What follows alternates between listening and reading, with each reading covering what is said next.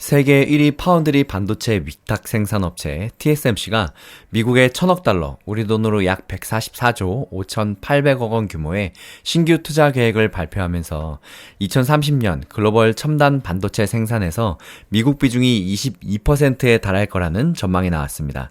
반면 대만과 한국의 지배력은 크게 낮아질 것으로 예상된다고 합니다. 7일 시장 조사기관인 트렌드포스의 보고서에 따르면 미국의 첨단 반도체 생산 점유율은 2021년 11%에서 2030년에는 2배인 22%로 늘 것으로 집계됐습니다. 같은 기간 대만 점유율은 71%에서 58%까지 낮아지고 한국의 점유율도 12%에서 7%로 낮아져서 생산 능력 2위 자리를 미국에 내줄 것으로 예상됩니다. 중국의 점유율도 6%에서 5%로 줄어든다고 합니다. 트렌드포스의 미국의 첨단 반도체 생산 비중이 급증하는 배경으로 TSMC가 미국에 1,650억 달러 규모의 파운드리 설비 투자 계획을 내놓은 점을 지목했습니다. TSMC는 조 바이든 정부 시절인 2024년 650억 달러를 미국에 투자한다고 확정했고 이달 3일 1,000억 원 추가 투자를 발표했습니다. 삼성전자가 파운드리 설비 투자를 축소하는 기조도 국가별 첨단 반도체 생산 점유율 변화에 영향을 미친 것으로 보이는데요. 트렌드포스는 TSMC가 미국 투자 확대로 큰 비용 부담을 지겠지만 이를 고객사의 일부 전가해서 타격을 만회할 수 있을 것이라고 전망했습니다. TSMC의 웨이저자 회장 역시 6일 대만 총통부에서 연 기자회견에서 미국 추가 투자를 결정한 이유에 대해 고객 때문이라며 현재 생산 라인은 예약이 이미 가득 찼고 내년에도 찼으며 내후년에 건설할 생산 라인 역시 예약돼 있다고 밝혔습니다. 이전까지는 미국이 2030년까지 첨단 반도체 생산 비중을 20%로 끌어올린다는 데 회의적인 전망이 많았는데요. 미국의 대표적인 싱크탱크인 피터슨 국제경제연구소는 1월 반도체 전망 보고서에서 극자외선 리소스 그래피 도구를 사용하는 대용량 반도체, 13나노 이하의 D램 반도체 등을 첨단 제품으로 분류하며 미국이 2030년까지 생산 비중 20% 달성이 어려울 거라 내다봤는데요. 미국 정부의 보조금 예산 부족, 투자세 공제기간 제한, 그리고 아시아 기업의 자국 내 대규모 투자 등이 이유입니다. 다만 트렌드포스는 해당 보고서에서 첨단 반도체의 구체적 기준을 내놓지는 않았는데요. 2024년 컨설팅 업체 보스턴 컨설팅이 미국 반도체 산업협회와 내놓은 보고서에서 10나노 미만 반도체의 경우 2032년 미국의 생산 점유율이 28%에 달할 거라고 내다봤습니다. 미국 정부는 7나노 이하 반도체의 중국 수출을 통제했다가 올해 초에 16나노 이하로 기준 적용 범위를 넓혔습니다. 한편 TSMC의 웨이저자 회장은 최근 1,000억 달러, 우리 돈으로 약 145조 원 규모의 대미국 투자 배경과 관련해서 미국으로부터의 어떠한 압력도 받지 않았다고 말했는데요. 중앙통신사 등 대만 매체와 로이터 AFP 통신 보도에 따르면 웨이저자 회장은 대만 총통부에서 진행된 라이칭터 대만 총통과의 공동 기자회견에서 미국 투자를 확대하게 된 이유에 대해 미국 고객의 수요에 비해서 현 생산 능력이 부족하기 때문이라고 설명했습니다. 웨이 회장은 우리가 일본에 간 것은 일본 고객 수요 때문이고 독일에 간 것은 독일 고객 수요 때문이다.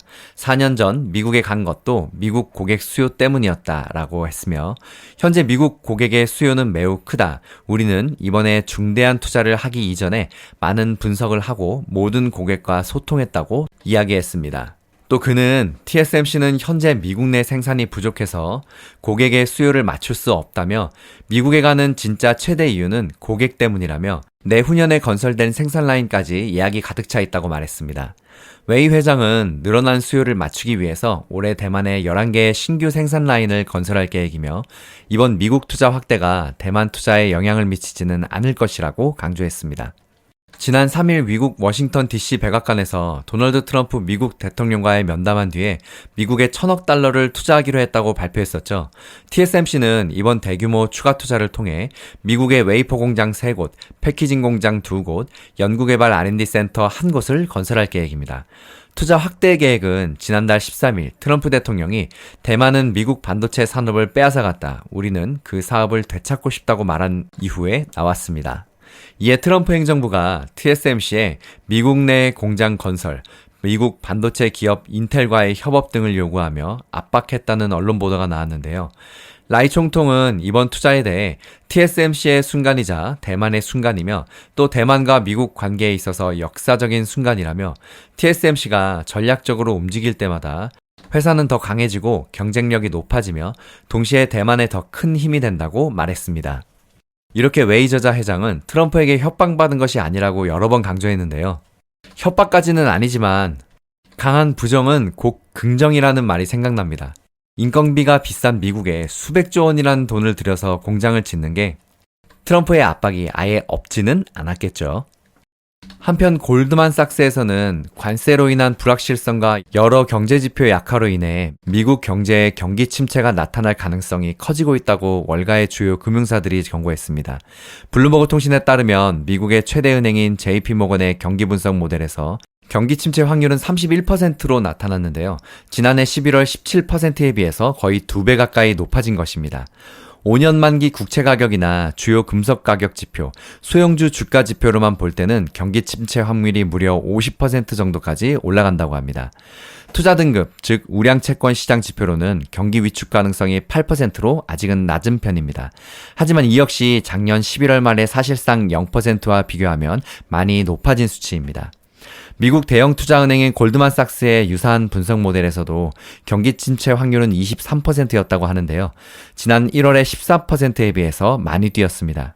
JP모건의 니콜라우스 전략가는 최근 몇 주 동안 미국 경제활동 지표가 약화하고 기업 및 소비자 신뢰지수가 이미 약화한 상황에서 캐나다, 멕시코, 중국에 대한 관세가 발효되면서 향후 기업 및 소비자 신뢰에 더 큰 타격이 발생할 위험이 커지고 있다면서 이는 결국 미국의 경기 침체 가능성을 높이게 된다고 말했습니다. 영국 케임브리지대 퀸스 칼리지의 모하메드 엘 에리언 총장도 경기 침체 가능성을 25에서 30%로 보고 있는데요. 연초에 10%에서 상승한 것입니다. 경제학자인 엘 에리언 총장은 인플레이션 압력 수치와 소비자 및 기업 신뢰지수 하락에 중점을 두는 비관론자로 평가되는데요. 또 골드만삭스의 크리스티안 뮬러 자산배분 연구팀장은 경기 침체 확률 상승과 관련 연방준비제도의 금리 인하 전망과 잠재적 경기 침체 가능성을 보여주는 수익률 곡선에서 가장 큰 변화가 나타났다면서 경기 침체에 급등하는 경향이 있는 시카고 옵션 거래소 변동성 지수, 우리가 매일 보는 공포지수 VIX도 계속 상승했다고 말했습니다. 스테이트 스트리트 글로벌 마켓츠의 카일라 세더 자산 전략가는 일부 지표가 약세를 보였다고 해서 지금 경제 성장이 둔화하고 있다고 해석하는 것은 시기상조라고 말하기도 했습니다. 한편 골드만삭스의 야나치우스가 이끄는 팀은 별도의 보고서에서 이번 관세 전쟁의 수혜 분야와 피해 분야를 꼽았는데요. 보고서는 가장 큰 수혜 분야는 1차 철강 및 알루미늄 제조업체와 원자재 생산 기업이며 가장 큰 피해를 보는 산업은 철강 및 알루미늄을 활용하는 2차 제조업과 석유 석탄 제품, 의약품 등 2차 제조업이라고 분석했습니다. 철강이나 알루미늄 등 원자재를 1차로 생산하는 미국 내 업체는 관세가 부과되면 상대적으로 경쟁력이 높아져서 이득을 보겠지만 이런 재료를 토대로 최종 제품을 생산하는 업체들은 높아진 재료비 때문에 피해를 본다는 설명입니다. 이 보고서에서는 트럼프의 정부 관세 부과는 일부 미국 내 산업에는 도움이 되지만 다른 산업에는 해를 끼칠 것이라며 일부 국내 생산자의 비용을 증가시키고 외국의 보복을 촉발할 가능성이 높으며 이는 국내 생산에 타격을 줄 수 있다고 분석했습니다. 골드만삭스는 1년의 관세 정책으로 인한 순효과는 미국 산업 생산량의 마이너스 0.2%, 국내 총생산 GDP에 마이너스 0.04%의 미미한 영향을 줄 것이라면서 생산 측면보다는 가계 실질 소득 감소나 금융 여건 악화에 따른 영향이 더 클 것이라고 내다봤습니다. 오늘부터 서머타임 적용으로 미국 주식 개장 시간이 1시간씩 앞당겨집니다. 투자자분들 참고하세요. 힐링가족 여러분, 성공투자 파이팅!